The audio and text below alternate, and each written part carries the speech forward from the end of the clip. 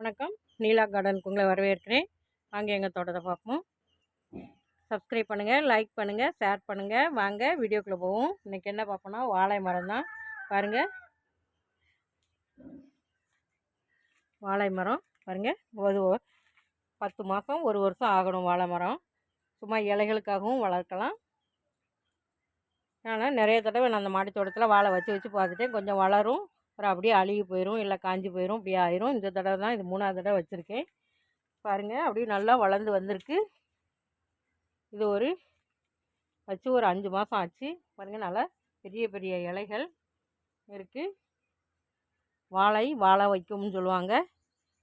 பாருங்கள், வாழை மரம் மாடி தோட்டத்துலேயும் வளர்க்கலாம். இனிமேல் குலதலும் எதிர்பார்ப்போடு இருக்கேன்.